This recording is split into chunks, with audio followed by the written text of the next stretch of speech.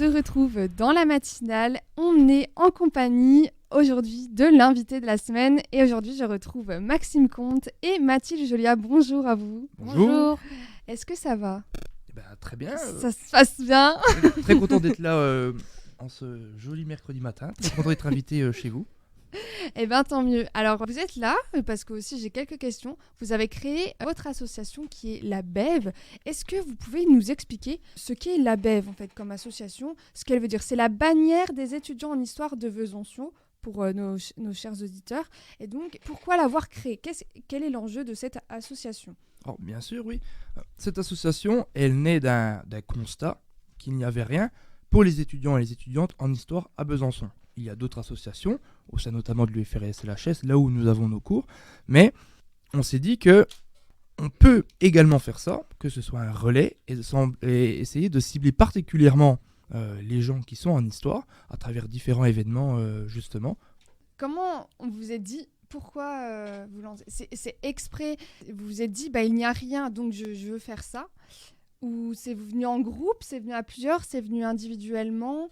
Oui, je rappelle, donc Maxime, tu es en master d'histoire en M2 et Mathilde, tu es en L3 histoire. Et donc, tu es la trésorière, Mathilde et Maxime. Nous avons l'honneur, et oui, d'accueillir le président de cette association, carrément. Et donc, c'est toi, Maxime, qui a eu l'idée initiale, je présume ? On est parti d'un constat que de nombreux étudiants avaient besoin se sentaient seuls et avaient besoin d'être représentés, d'avoir des soirées étudiantes, pouvoir rencontrer d'autres gens, soit de leur licence, soit des autres licences, même des masters. Et du coup, on a essayé d'un peu regrouper tout le monde au sein d'une même association pour pouvoir se rencontrer, se connaître, se sentir moins seul dans l'université.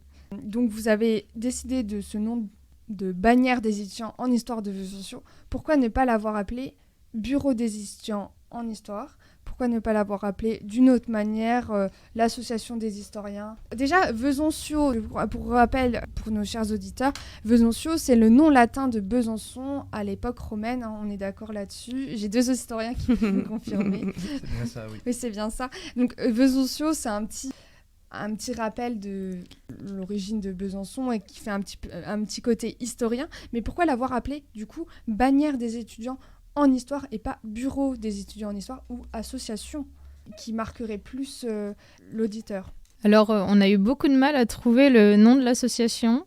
Par exemple, on a hésité avec guild, du coup bureau également. Ouais. Et on est arrivé au terme de bannière qui est plutôt sympa puisque ça fait un lien avec la période du Moyen-Âge, la période de l'époque moderne. Puisque la bannière, pour avoir une définition, c'est les quartiers de Besançon. Et c'est le nom de ces quartiers au Moyen-Âge. D'accord, j'étais pas du tout au courant. On apprend tous les jours. Ces bannières, donc vous l'avez dit, c'est beaucoup utilisé en Moyen-Âge et à l'histoire moderne. Pour les auditeurs, l'histoire moderne, administrativement, c'est de la Renaissance, donc 1492 à 1789, donc jusqu'à avec la Révolution française. C'est pas l'histoire contemporaine qui est là. L'histoire contemporaine, c'est du 19e siècle au 21e à nos jours. Donc voilà, c'est un petit rappel pour nos auditeurs qui comprennent bien l'origine du terme bannière. Et donc, c'est ce but de l'association. Donc vous disiez qu'elle sert à regrouper les historiens, seulement les historiens, ou c'est plus un peu tous les étudiants peuvent s'inscrire dans votre association. Ça marche comment en fait ? Alors oui, c'est une très bonne question. À la base, on essaye quand même de faire pour les étudiants et les étudiantes en histoire, mais on ne va pas rejeter les personnes lors de nos événements. Il y a une semaine, on a fait notre soirée d'intégration. On a proposé aux étudiants et aux étudiantes en histoire de venir, mais on ne peut pas faire un dilemme qui peut être difficile de « voilà, je suis seul, j'ai par exemple des amis qui sont en socio, en philo, en psycho ou même qui ne sont pas à l'université. J'ai un événement qui est organisé par l'association de ma filière, est-ce que je peux y aller ? Parce que théoriquement je serai le seul historien. » Eh bien oui, on accepte aussi les autres personnes, on les accepte aussi dans une autre mesure, c'est que on a envie de travailler avec d'autres associations, on a envie de travailler avec tout le monde. Donc si le moyen pour nous de capter des historiens et d'accepter d'autres personnes, c'est avec très grand plaisir. Et de toute manière, la vie étudiante n'a pas de frontières, n'a pas de limites. Même si on essaye quand même de de cibler particulièrement les gens en histoire. Tout le monde est le bienvenu chez nous, du moment que on est de bonne humeur, qu'on a envie de faire avancer les choses et que les gens ont envie de participer. Comme tu le dis bien dit, Maxime, c'est que c'est ouvert particulièrement aux étudiants puisque c'est une association étudiante. Et tu disais, on va être ouvert à d'autres associations en collaboration un peu. Je crois que tu m'avais parlé en off de l'association des géographes. Ouais, vous êtes en collaboration. On a besoin aussi des géographes aussi dans notre matière. C'est important. Bien sûr. Petit rappel peut-être aux auditeurs de ce qu'est un géographe, peut-être, parce qu'on n'est pas en histoire. Est-ce que vous sauriez un peu nous expliquer? C'est les gens qui vont faire les cartes. Qu'est-ce que c'est exactement? Ouais, c'est un peu, si tu veux, les géographes, c'est eux qui vont étudier l'actualité territoriale. Ça va expliquer comment se sont formés les pays, quelles sont les problématiques dans chaque pays, au niveau du changement climatique notamment, au point de vue économique, social. Ouais, la totale. Et il y a géopolitique aussi, qui est un truc à part. Par exemple, quand on est en licence d'histoire, quand on a une mineure géographie, on a aussi de la géopolitique. Et c'est ça qui est ultra intéressant, c'est que pour faire de la géopolitique, on a besoin d'histoire. Et pour faire de l'histoire, on a besoin des connaissances géographiques pour bien visualiser comment le monde est autour de nous. Vous parliez de l'association des géographes, peut-être, un lien avec eux? Ouais, vous faites bien d'en évoquer le sujet. L'association en question, c'est l'AGFC, qui regroupe les géographes, principalement étudiants, mais c'est une très vieille association, et justement, il y a ce lien un peu intergénérationnel, et on a envie de travailler avec eux, ils ont envie de travailler avec nous. On compte prochainement faire des projets ensemble. Alors, je ne sais pas si j'ai leur permission pour... peut-être déjà l'évoquer à l'antenne, mais on est en étroite communication avec eux et tout se passe bien, on a des très bonnes relations. Et justement, le principal intérêt pour nous, et d'eux aussi par la même occasion, c'est d'utiliser un peu cette vieille rivalité qui remonte très loin, très loin. L'histoire, pour la plupart, je pense, de nos auditeurs et de nos auditrices, c'est quelque chose qui se fait au collège, au lycée. Et la fameuse matière qui regroupe l'histoire est sous la dénomination d'histoire géo. Donc c'est un peu, il y a une vraie animosité entre nous, mais une animosité pacifique. Il faut quand même que la rivalité nous serve à faire mieux, mais pas qu'on se mette à faire une sorte de guéguerre. Non, le but c'est d'utiliser ça pour faire quelque chose de bien. On essaye de faire des événements de cohésion, d'intégration, on essaye de faire des événements culturels, pourquoi pas, petit teaser pour les personnes qui seraient intéressées, mais essayer de faire des événements sportifs ensemble. Et du coup, concrètement, consiste en quoi? Qu'est-ce que vous mettez en place grâce à votre association? Qu'est-ce que ça va être concrètement? Vous faites les événements. Oui, je parle des événements. Les événements à venir. Ou que vous avez déjà fait. Qu'est-ce que ça va être? Vous avez déjà organisé peut-être des soirées d'intégration, ce genre de choses? Alors oui, enfin, on a... En tant que toute nouvelle association, on n'a pas eu le temps de faire énormément de projets. Ah, c'était il y a combien de temps que vous êtes... On a 4 mois. Ah oui, donc c'est vraiment tout jeune. C'est un bébé. Ah, ça s'est fait donc mignon. Pendant l'été, du coup, alors fin de... Le 31 mai. Waouh. Mais du coup, oui, qu'est-ce que vous avez prévu de faire alors, dans ce cas? On a déjà fait 2-3 petits événements. On a fait 2 soirées d'intégration, histoire de bien présenter les L1 aux autres licences et vice-versa. Même les masters étaient les bienvenus. Et on pense faire des événements culturels, de cohésion ou d'intégration. Donc ça a déjà été fait, mais de les renforcer, de les faire encore plus, puisqu'il y a encore beaucoup d'élèves qui ne sont pas venus ou qui n'ont pas encore forcément entendu parler de l'association. Et on pensait faire des rencontres avec les masterants, les doctorants, pour pouvoir écouter leurs thèses, écouter un peu leurs projets et donner encore plus envie aux historiens d'histoire de continuer dans cette voie. Waouh, parce que c'est peut-être une voie qui est difficile, la voie historique de la fac, non? Ça a l'air d'être quelque chose d'assez précis, ça demande beaucoup de travail, quoi, non? Je pense que de manière générale, c'est un peu comme tout, c'est un peu comme le vélo. Il faut se lancer pour pouvoir savoir en faire, et que il n'y a qu'à regarder les chiffres. Il y a plus de 200 personnes en première année de licence, et là actuellement en M2, même s'il y a des gens qui arrêtent après la licence, il y a des gens qui vont ailleurs pour le master, mais il faut vouloir se donner les moyens, mais c'est très plaisant, et quand on enlève tous les petits problèmes qu'il peut y avoir, sur le fond ça apporte une vraie richesse. Et là où personnellement j'ai pris le plus de plaisir, c'est justement là où j'ai eu le moins d'encadrement, c'est de faire mon petit mémoire. C'est là où c'est particulièrement intéressant, c'est là où on découvre soi-même, on va aux archives, on fait vraiment de l'histoire. Oui, c'est là on est historien. En master, à partir du moment où on a notre mémoire, c'est une nouveauté qu'on met en place. Désolée, je te coupe. Non, mais tu fais bien. Oui, c'est une nouveauté qu'on va mettre en ligne, qu'on va mettre aux yeux de tout le monde, et c'est quelque chose qui n'a jamais été fait. Alors oui, il y a d'autres masters parallèlement qui vont avoir des sujets un peu semblables, mais notre point de vue reste notre point de vue, et c'est quelque chose de primordial. Et c'est pour ça que toutes les informations qu'on met dedans doivent être vérifiées, que les sources doivent être...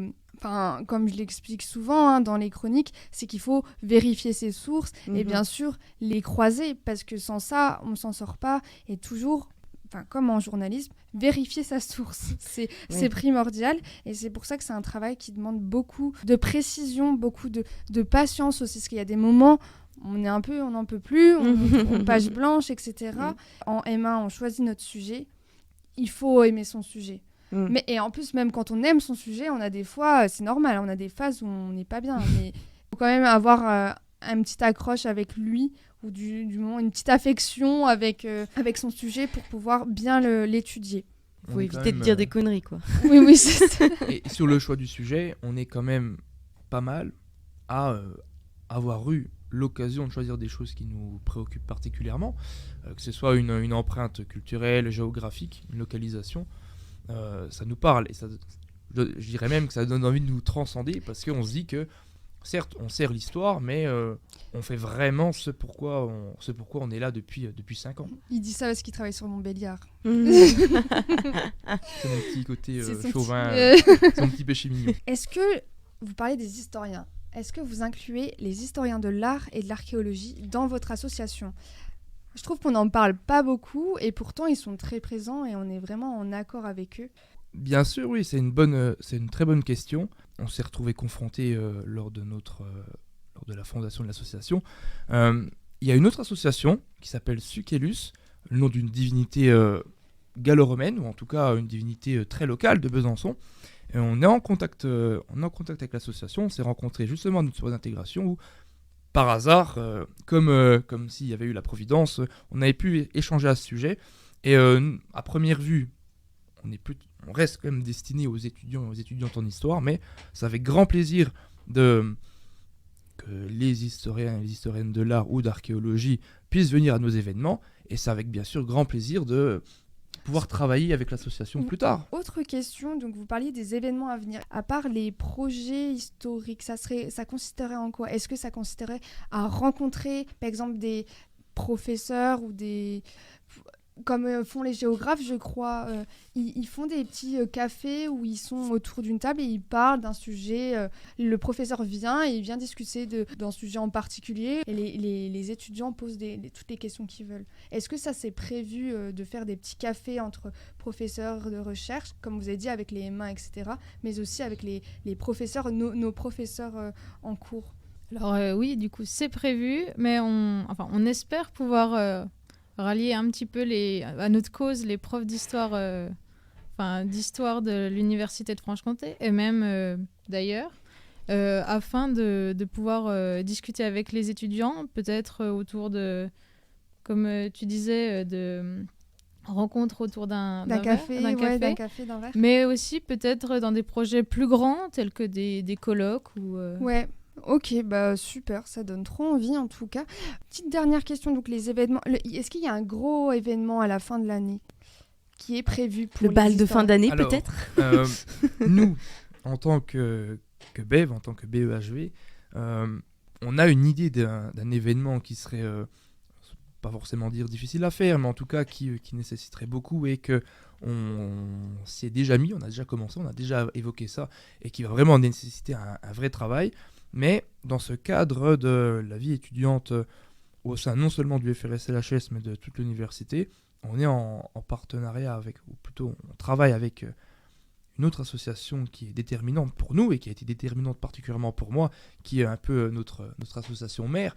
C'est le B2SLHS, qui a de l'ambition, qui mérite à être connu, qui mérite à pouvoir travailler avec, et on rejoint, alors pareil, je ne sais pas si j'aurai la permission d'Amy pour en parler, mais on les rejoint sur un sujet qui sur un gros projet qui aura lieu en cette fin d'année, donc dans quelques mois, qui potentiellement pourrait vraiment faire plaisir à nos étudiants et à nos étudiantes, sachant que si B2S et l'HS a convié d'autres associations pour travailler avec, c'est déjà par amicalité, parce qu'on est là aussi pour étendre nos relations, mais c'est peut-être aussi parce que le sujet est tellement ambitieux, tellement prometteur, que, comme j'aime bien dire, et je vois que ça fait ricaner mes camarades, mais que seul on va plus vite, mais ensemble on va plus loin, et que c'est ensemble qu'on doit faire les choses, et qu'on gagne à justement travailler dans cette dynamique. Vous parlez des adhérents également. Qu'est-ce qu'on gagne si on adhère à votre association ? Pourquoi on devrait adhérer à l'association ? Alors concrètement, oui, on fait des adhésions. Donc, qu'est-ce que c'est une adhésion ? C'est de contribuer financièrement à l'association à hauteur de 5 €. C'est le prix qui a été déterminé en assemblée générale. D'un point de vue concret, cet argent nous permet de faire des événements, nous permet de prévoir, nous permet d'avancer sur certains fonds. On compte faire des petits goodies, enfin des goodies, à la fois des petits goodies qui sont quand même sympas. Je pense notamment, pourquoi pas, des éco-cups, pourquoi pas des choses comme ça, mais pourquoi pas aussi des goodies un peu plus intéressants qui puissent se porter. Et on a besoin de ces sous-là pour investir, on a besoin de ces sous-là pour faire des événements. En quoi, si moi j'adhère à l'association, je gagne, c'est que on espère aussi, alors au long terme, alors c'est ça qui est toujours triste, et ça Marie, c'est un peu notre lot à tous, mais on ne sera normalement a priori plus l'année prochaine, mais il faut voir le long terme, et il faut se dire que d'année en année, on fera toujours mieux.